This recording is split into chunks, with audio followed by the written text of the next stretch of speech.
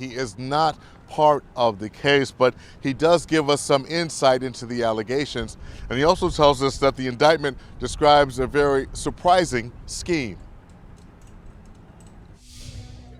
Maryland State Senator Dahlia Attar says she is fighting the federal charges against her. A grand jury indicted Attar, her brother Joseph, and now suspended Baltimore police officer Kalman Finkelstein on conspiracy, extortion, and other charges.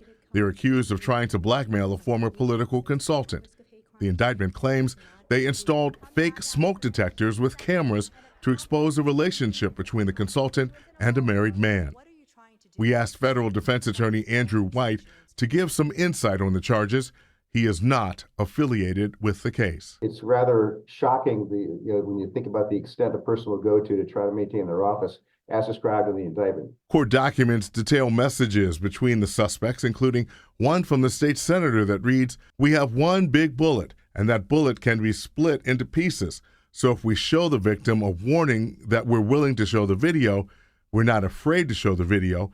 It will scare the victim." Things like this, like WhatsApp, any type of text communications, you have to be careful because you have to make sure they're taken in context. And I'm sure the prosecutors are going to try to show the appropriate context for them. But also, as the indictment mentions in at least one part, there were communications that were deleted. And so they don't know what they said. In response to the indictment, Senator Attar tells WBAL TV 11 News, "I would never do anything to knowingly jeopardize my constituents' trust in me." The case centers on the allegations of my former disgruntled employee. The wiretap statute is it's fairly cut and dry, fairly straightforward. If they did what's alleged, it's clearly a violation of the statute. Attar served 6 years in the Maryland House before she was appointed to the Senate in January to fill a vacancy. Currently, she is running to retain that seat. Back in June 2017, Jay Moore, Baltimore Jewish Living magazine, did an in-depth interview with Attar as she launched her campaign for the House of Delegates.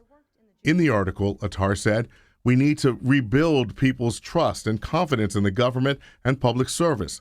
Unfortunately, in recent years, many Marylanders in positions of authority have faced serious ethical violations or abused their power." Now, Attar's attorney says that he will fight the allegations. Reporting live from the federal courthouse in downtown Baltimore, Barry Sims, WBAL TV 11 News.